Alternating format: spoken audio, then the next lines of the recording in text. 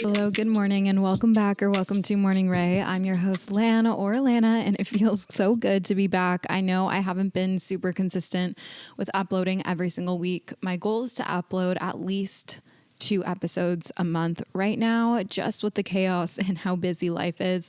Ideally, every single week, but I know I missed last week and I'm so sorry, but I am back, and I'm back with my favorite, your favorite, our Ask Lan advice column for the end of August. I guess it's technically September 1st, Labor Day when you're listening to this, or maybe we're into September, or maybe it's a later date when you've tuned into this episode, but I'm really excited. I've collected some of your questions from our Google form. I always have a Google form in the show notes that you can submit your questions to, as you guys know, or maybe you don't know, maybe you're new here, maybe you're finding me from my podcast. I do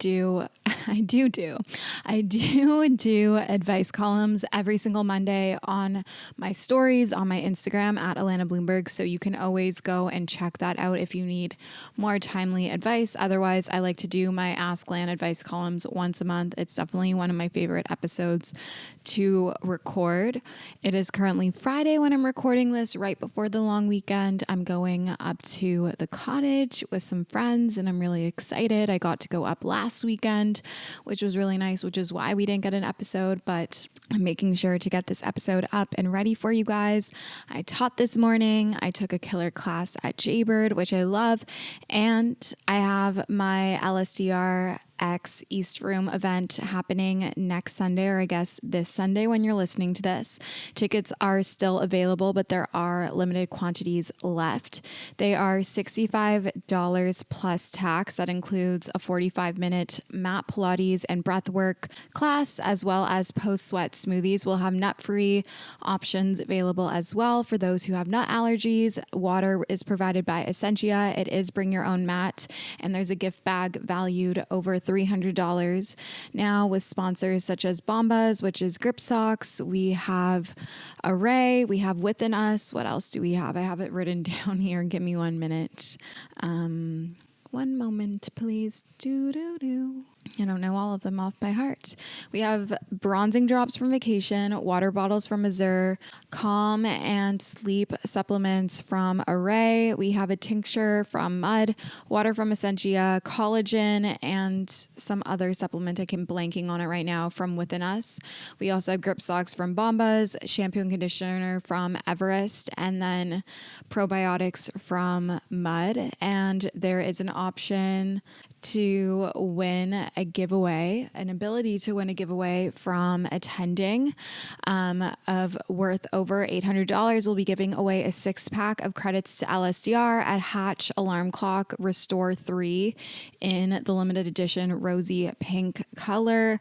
There's a few other things in this giveaway. Oh, a full-size bottle of the Array Bloat, which you guys know I love, and a few other fun goodies, but the 6 credit pack of classes to LSDR, you can come sweat with me again 6 more times. So much fun. But I'll have the link in the show notes for you to go buy tickets. There's about 15 left, maybe less now. When I'm recording this, I haven't checked this morning. So definitely come. It's beginner friendly. Boys are welcome. You can bring your boyfriends, your friends, your brothers, your sisters, your friends, whoever. And I'm excited to sweat with all of you guys. It's been a hot minute since we did a hot girl sweat. And this is my first mat Pilates event that I'm teaching and the largest I've ever taught. So I'm so excited for this. I think it's going to be so much fun, and you can expect a killer playlist. There'll be time to mingle, to hang afterwards. It's 10 a.m. until 12 p.m. at East Room. It's a rooftop Pilates situation. I think it's going to be so nice. But let's get into my current faves, and then we'll get into our Ask Lan questions. I'm currently loving my nails. I'm obsessed with them. I got 2 coats of D&D Blush Haze. It's almost a little bit better than OPI Bubble Bath, dare I say. I have been obsessed with a slick back with no earrings and wearing a sweater or hoodie as it gets a little bit colder. Fall has full sended here in Toronto for no reason. Like, please don't. Like, it's still August. It was so hot 2 weeks ago, and the humidity has completely died off, no longer is there, and it's quite chilly. I'm in my Canada Goose fleece, which has been really fun to kind of pull out again, and I forgot how much I love fall fashion, but I didn't want to be reminded of it yet, transparently. So that's that. And I'm rewatching Vampire Diaries for probably like the 6th time, and I love it. I love it so much. But let's get into the advice column. Question number 1. Hey girl, I love the pod. It inspires me so much. Thank you. I want to start journaling, but I have no idea how to get started. I want it to become a part of my routine, but I'm not sure how to integrate it into my day-to-day life. Do you have any advice for me? Thank you. I think it's really simple, and I know sometimes with new habits, new things, we make it more complicated for ourselves, right? I found the best way for me was to start with something like the 5-minute journal by Intelligent Change. You can get it on Amazon, at your bookstore, and it has prompts, and it literally takes 5 minutes. You wake up, you do it. Either you can do it in your bed right away, or you can make your coffee and sit and do it almost the same way you would incorporate a workout, or just supplement it or substitute it instead of scrolling on your phone in the morning, because I know we all do that.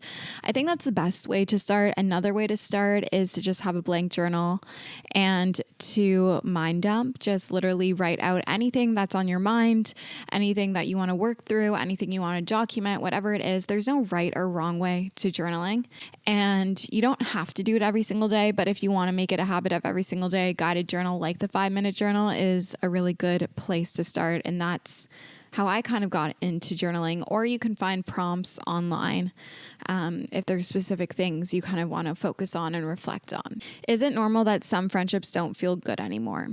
I think this is a normal thing. I think we go through waves with our friendships. Some people stay in our life for a season, some for a reason, and others for a lifetime. And sometimes we outgrow friendships, we outgrow people, and it sucks when that happens. Like, it's never an enjoyable thing to feel that you've outgrown someone, or that a friendship isn't healthy or doesn't feel good anymore. But I want to remind you that you are not alone in feeling like that. I definitely went through my fair share of growing pains this year and last year, and it's really easy to kind of just blame yourself. And I guess in some circumstances you could be at fault.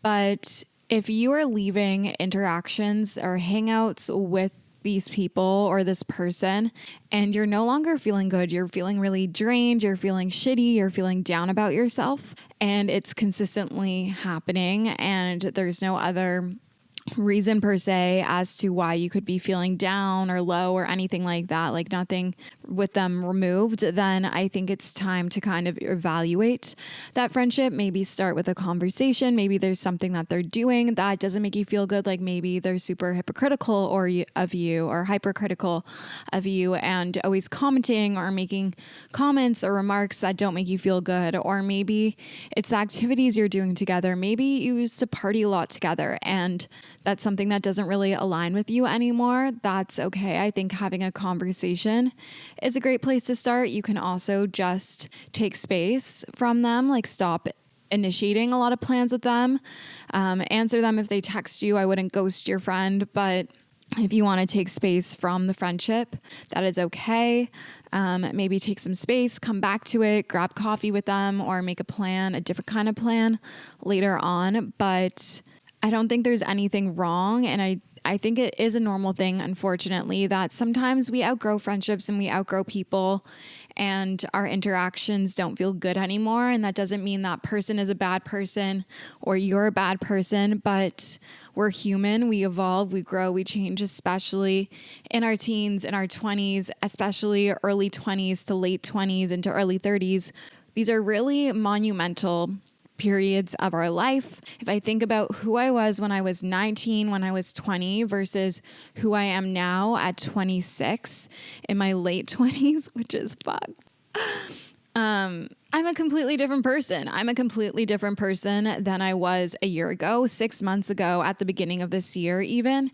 And with that, what I need in a friendship and how I hold myself and conduct myself in a friendship has changed. The way I chose friends when I was younger, when I was 14, 15, 16, is very different than how I choose friends and the type of people I surround myself with now. And that doesn't mean I can't still be friends with people I chose to be my friends when I was younger. All that matters is if we're growing and evolving and changing together and working through that with one another. And if not, sorry, got a text. And if not, then take space. But I do think friendships can evolve and change, and it's okay if something isn't feeling good anymore, but just communicate, take your space, be respectful, treat them how you would want to be treated if the role was reversed. And I'm sure if you're feeling this way, they might be feeling similarly. So it might be an eye-opening conversation to have with them. My situationship of a year ended, and every time I have to see him, I want to curl up and die. How do I move past it? That is literally the worst circumstance to be in. I'm going to assume you are a bit younger, or maybe you're in similar social circles. That's a really tough one, because I feel like whenever any of my situationships have ended, I am like so firm on the no contact, no talking to them over text, in person. I do not want to see them. I do not want to interact with them. I do not want them in my world. They are removed. They are deleted. And seeing someone just makes it harder because it brings up all these feelings and these emotions, and it just reconnects you back to them. I don't know, obviously I've given very little detail, but no contact in any which way that you can. If you can say no to these plans, if you know they're going to be there, maybe say no, maybe choose not to interact with them. Or maybe exposure therapy is good. I don't know. I think like for me, no contact has been the only thing that really works, especially with situationships when it never like fully became something. 1 year is a really long time. I feel like my longest situationships were like anywhere from like 3 to 7 months typically.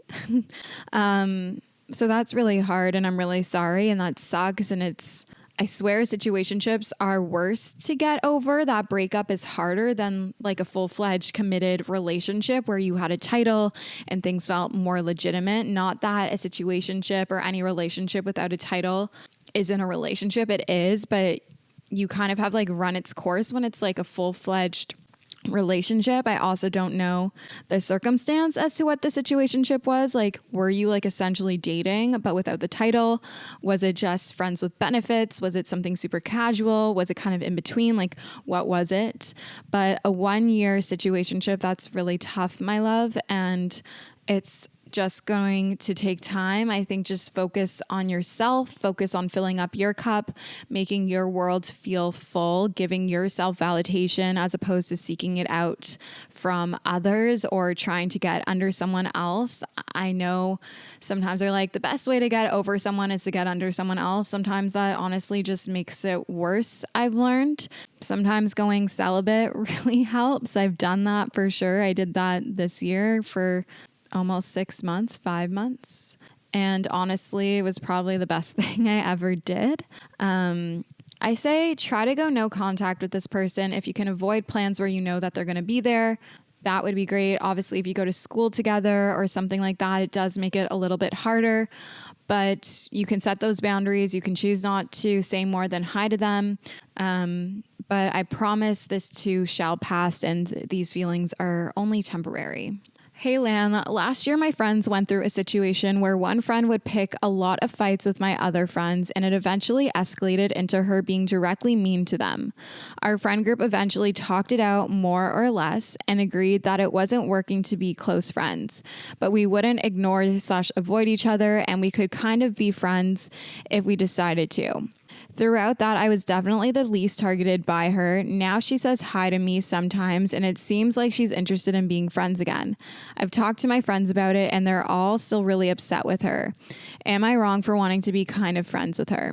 I mean, I don't know what these fights are. I don't know what the extent to her not being a great person is. I don't know if the other friends were kind of involved in it, if their behavior was any better. I know a lot of people have this belief that and like this mindset that if one person is rude to one of your friends, then no one's friends with them kind of thing. I think it's really circumstantial, and it's not that I'm saying like you should be friends with someone who deeply hurt your other friends. It's the extent to which who was friends with who first, how long have you all been friends together, what was the behavior that was conducted. I don't know how old you are. I'm assuming early 20s, maybe teens is my assumption. I think if your friends are expressing that they're still really upset by her and you feel like their reasons are really valid, I wouldn't be mean to this girl per se. You can be friendly. If you see her out, if you end up being in the same place, you can hang out kind of thing. Maybe stay away from initiating plans one-on-one with them for the time being, especially if you value the other friendships. I don't think it's really nice to kind of isolate the other girl that like was being rude. I mean, again, to what circumstance? Like, is it stupid drama? Was there validity in them being upset with how she was treating them? Like I need more details, but I think it's okay for you to be friendly if you end up hanging out with her in a group setting, or you run into her and you end up chatting and having coffee or something like that. Like I think there's nothing in that situation that your friends could get mad by, but I probably wouldn't go out of your way to hang out with her, at least for now, especially when things are super fresh. That's kind of where I would leave it. It is kind of a tough situation to navigate. I find friend groups can be really tough because of this, especially if drama is involved, and often with girls that can happen. It's just kind of the nature, the cycle of life. So I would proceed with caution. I wouldn't completely ignore this girl, but I wouldn't go out of your way to hang out with her for right now. Just let your other friends kind of cool off, and also determine, is their reason of being upset valid as an outsider? And like, obviously their feelings are valid, but like, are they overreacting in any sort of way? Could this girl be forgiven for her behavior? Do you think that she has grown from those situations and has learned to not pick on her friends or to make comments or to pick fights? Because then my worry is she going to do the same thing to you? Even though she wasn't doing it before, could she start doing it now and then you be hurt and in the same circumstance? So I would just proceed with caution. Decide where your loyalty stands. Decide what friendships are the most valuable to you. I don't know how close you were with this girl before, if you were closer with her than the other girls, which I feel like not, based off of how you've described it. But I don't think you're wrong for wanting to be friends with her. But I would also ask yourself, is it an ego thing that you're wanting to be friends with her to boost your ego in some sort of way? I have struggled with being a perfectionist and being a people pleaser. Do you have any advice on how to deal with this? It's definitely something that I have struggled with, and it can be really hard to overcome. And I definitely think that even though I have personally worked on this so much over the past few years, over the past 5 years, being in therapy and in my own self-development activities and whatnot, there are still moments where I feel myself fall back into old ways of thinking and this desire to people please and to be liked by everyone and to do things that make other people over putting myself first, setting my boundaries, and knowing when to say no to people, and knowing that things that don't have to be perfect in order to go through with it.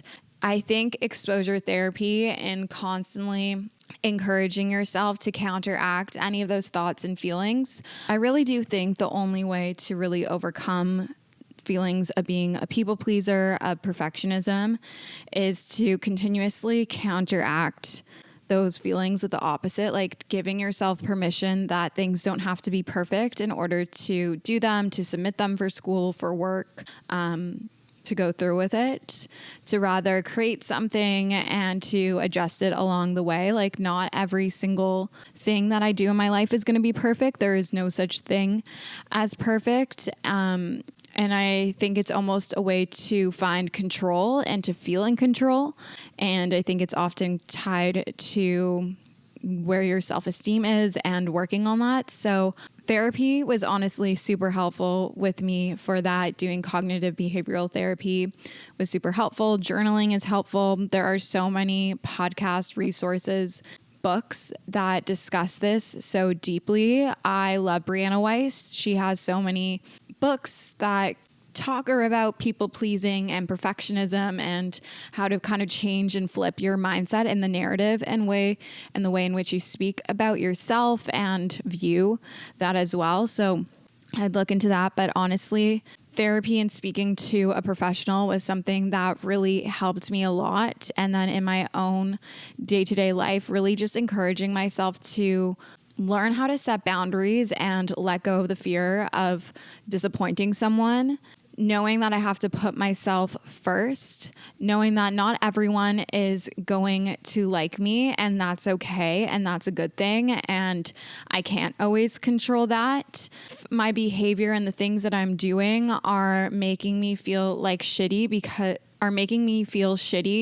because I'm trying to make someone else feel better, then that is not good. And asking myself, okay, why am I actually doing that? And reminding yourself that the people that want to be around you and want to be in your life and are meant to be in your life will like you for who you are, not because you are trying to please their every ounce of being, So that's kind of how I worked on overcoming that. And I think that that was super helpful, but it takes time. It's not going to happen overnight. It's something that I think a lot of us, especially females, struggle with. And you're not alone in feeling this way. And it's very much possible to work through this and to overcome this. As someone who is a retired perfectionist and people pleaser 95% of the time, there's still 5% of the time where I can lean into those old habits and mindsets. But as someone who confidently can say that I know how to set boundaries, I know how to communicate my needs and to put myself first now, I know how to say no, I know how to manage my own expectations. I've learned that things don't have to be perfect in order to go through with them. Like, I think teaching Pilates has been a really big thing for dealing with perfectionism, and same with being an entrepreneur and putting content out and starting projects and doing things. Like, not everything is going to be perfect right off the bat. If Michael Bosstick and Lauren Everett have taught me anything, launch fast, adjust later. You learn as you go. You learn by taking action. You build confidence through taking action. If you're continuously in this cycle of planning and redoing and wanting things to be perfect, you're never going to actually put things into action. You're just in motion. You're not actually achieving anything. So the longer you sit in this perfectionist mindset, the more you're going to hold yourself back. And maybe that helps you reframe, and that gives you like an aha moment and a realization. But it really is just about the mindset shifts, the reframing, the changing your perspective, knowing that you're not a victim to your circumstance of this mindset of being a people pleaser, being a perfectionist. It can change. You can work through it. You just have to learn how to counteract, reframe, and rewrite that story. Wow, I really am my therapist. Thank you, Tamar. Okay. A guy DM'd me on Instagram and asked me out for the second time, even after I said no the first time. But I was wondering if it's shallow for me to say I'm not interested because I'm not physically attracted to him, even though being physically attracted to my partner is an important factor for me. Am I just overthinking it? I think physical attraction is really important. If you weren't physically attracted to them, they would just be a friend. It is really important, and it is something to consider. Is it the only thing you should consider? No, there are so many other factors, like, do you have chemistry? Do you get along with one another? Does this person treat you well? Do you feel good when you're with them? Are your goals aligned? Is the vision for your life the way that you want to go about your life, or you want to live? All these things matter. But I will say, maybe give him a chance. I mean, I don't know obviously what this person looks like, but guys' Instagrams do suck. Pictures of them suck. There are so many, well, not so many, but there are quite a few guys that I have X'd on Hinge, dating apps, etc. in the past, and then I've met them in person and have been way more attracted to them in person. I think sometimes online we can be very vain, we can be very materialistic, very surface level, and just like focus on the wrong things. I mean, if you find him somewhat cute, I would maybe give him a shot. because you might find him a lot more attractive in person. His personality, the way he holds himself, the way he interacts with you. I mean, I don't know the way in which he's approaching dating you, but I think this man is very clearly interested in you. Obviously, again, I don't know all the circumstances. I don't know who this person is. I don't know how they're asking you. I don't know if it's like icky or weird, you know, like, cause I've definitely have had those men in my DMs before where I've had to repeatedly say no. But I think meeting in person and giving people a shot and being open-minded, like literally just give them one date and see, and you don't have to see them again after that kind of thing. I really do think in-person interactions can share so much more about a person. And I know this is so straightforward and obvious, but I think we forget that, especially when we're in such a digital age and dating apps and social media are kind of at the forefront of our minds all the time. I think the way a man holds himself, the way he interacts with you, how he interacts with others, how he treats others, how he treats you, body language, voice tone, humor. There's so many other things that can make a person more attractive to you, even physically, than just how they look on their Instagram. So I personally, if you don't feel like this man is being creepy or pushy or odd, and it's not because like you think he's odd in real life and you met him before or anything like that, I would give him a shot. I'd say yes to a date. And if you really hate it, and if you don't vibe and you still don't find him physically attractive, then you gave it a shot. You don't have to see him again. You can say, thank you so much. I've had a great opportunity. I've had a great time getting to know you further. Thank you so much for this opportunity. I just don't see this progressing forward romantically, kind of thing. So that's kind of the direction I would go. But I would honestly give him a shot if everything feels normal, safe, happy, dandy kind of thing. If you're really unattracted to him, then no, I don't think there's anything wrong with that. If you think he's like kind of cute, but like his Instagram isn't really it, I would give him a shot. You never know unless you try. I swear those are usually like the guys that end up being the ones that kind of steal your heart in the best way possible. So that's my sisterly advice for you with that.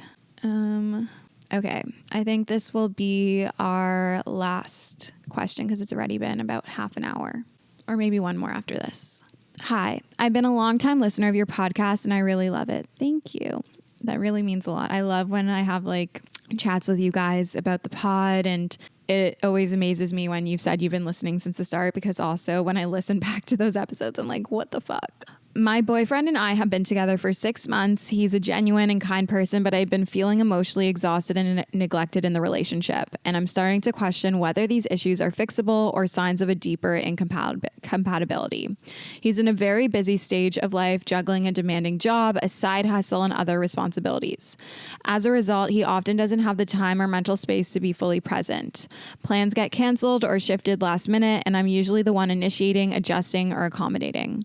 I've tried to be flexible and patient, but I'm beginning to feel like my needs for quality time, consistency, and emotional connection aren't being met. It's draining to feel like I'm the only one holding up the relationship. I've voiced my feelings, and while he listens and says he'll try, nothing has really changed. I find myself lowering expectations just to avoid disappointment and outsourcing emotional support to my friends, which isn't healthy. I care about him deeply, and I'm not ready to walk away, but I also don't want to keep compromising my needs or my sense of self. Is this something that we can work through? Or are we simply not aligned in what we need from a relationship? I hate saying this, but as someone who lives a really busy life and is seeing someone who has a really busy life, if he wanted to, he would. And sometimes we can love a person and they can love us as well, but sometimes we don't love each other in the way that we need to be loved and want to be loved. And I feel like that's kind of the circumstance here. I don't think you two are truly compatible for one another based off of the information that I'm given. It sucks.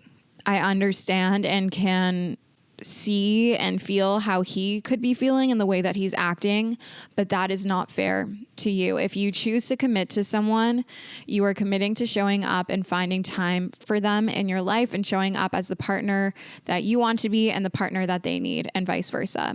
And based on the fact, especially because you said you have voiced your feelings and still nothing has changed, I think that shows a lot. Someone can talk and talk and talk, but if their actions don't match their words, if they don't want to change when that you express that something's upsetting you or hurting you, then I think that shows their every intention. And unfortunately, based off of what you have shared, again, very limited. I don't think this person is able to meet you where you want to be met and to provide you with the relationship that you are looking for. And I think that in letting go of this and moving forward from this, you will be able to create space and make room and create the opportunity for you to meet someone who is able to meet you where you want to be met and can put the amount of energy and time into the relationship that you are doing and for it to feel receptive as opposed to just feeling like you're in this alone. Because think about it, you're only 6 months in. And I understand things come in waves and there's going to be harder periods in your relationship and things that you're going to have to work through. And maybe this is a bit ignorant of me not having been in a long-term relationship, but I definitely do think that things should not be this hard 6 months in. You should not be feeling this way so early in. Should still be your honeymoon phase. Like you should be very much be obsessed with each other, making time for one another, wanting to see each other, no matter how busy your lives are.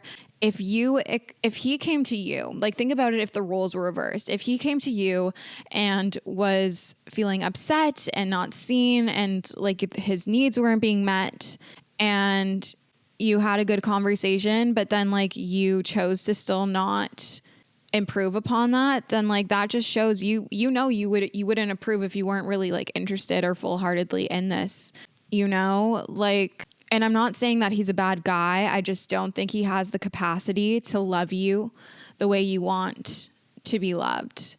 And there's nothing wrong with him. He's just not your person because clearly you're upset and you've had to lower your expectations of him and your relationship in order to stop being disappointed all the time. And you shouldn't be feeling disappointed all the time. Again, like you're 6 months in, if it's hard now, it's only going to get harder and you're only going to grow more attached, grow more in love. And I don't want you to resent yourself for putting up with this behavior when there is someone out there that can really provide you the connection, the emotional and mental support that you need and want and deserve in a relationship, especially the quality time and to meet you where you want to be met and to love you in the way you want to be loved and to give you the love languages that you need. There are so many fish in the sea, and I know dating sucks and I know breakups suck, and this won't be easy if you choose to walk away from it. But I think you will be a lot happier in the long run if you choose to, especially since you've already discussed and voiced how you're feeling and nothing has changed. His busy lifestyle is not an excuse for not meeting you where you want to be met, especially after you voice how you're feeling.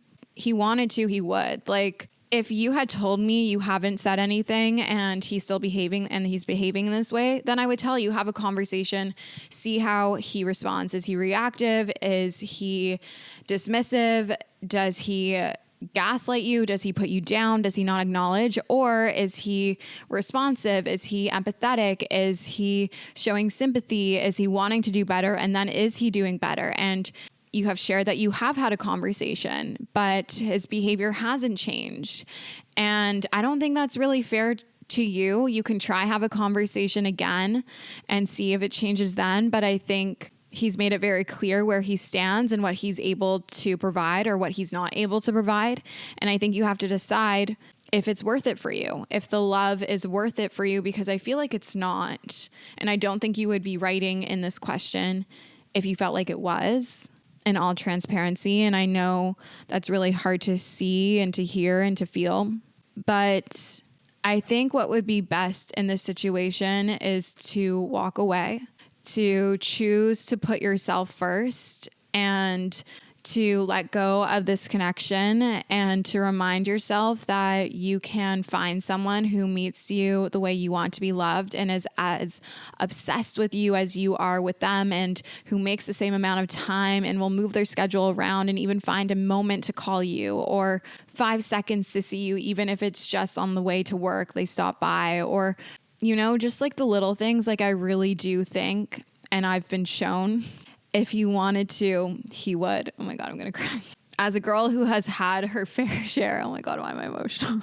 As a girl who has tried to convince herself that, guys, I'm so emotional. Oh my God, what the hell? That I'm asking for too much from my partners. Oh my God. I promise you, you're not asking for too much. The right person will just provide it for you without second guessing. And oh my God.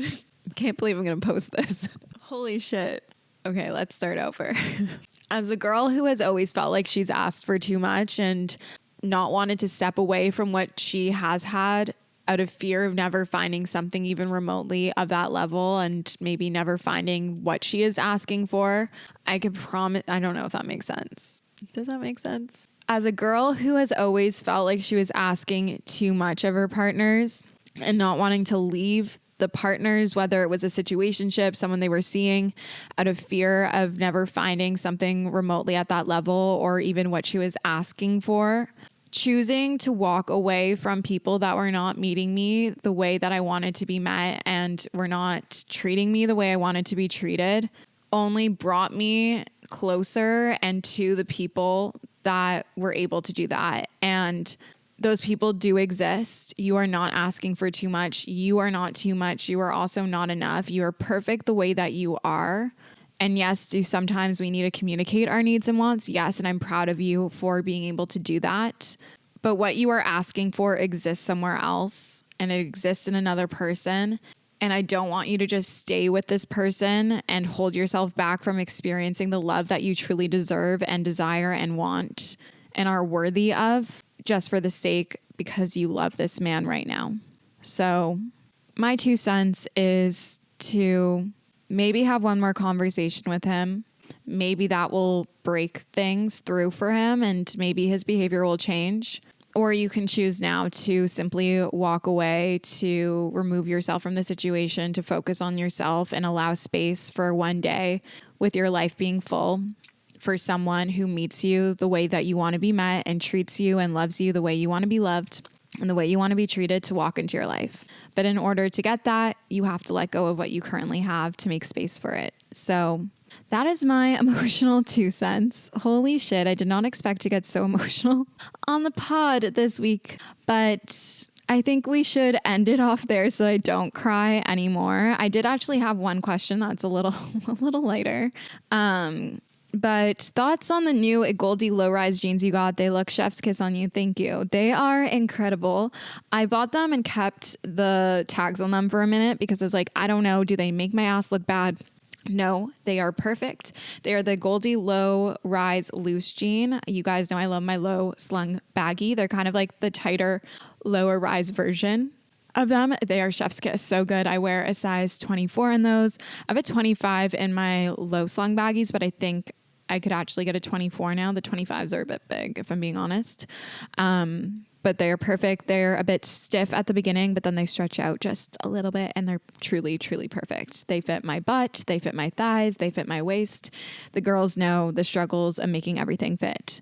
But I hope you guys enjoyed this episode. It is finally sunny here in Toronto.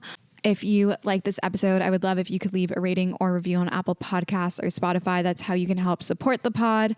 I love when you guys leave comments on Spotify. You tag me that you're listening to Morning Ray and your stories and your reels and your TikToks. I love reading your DMs, and I hope you have a lovely rest of your week, and we'll chat next week. Bye, guys.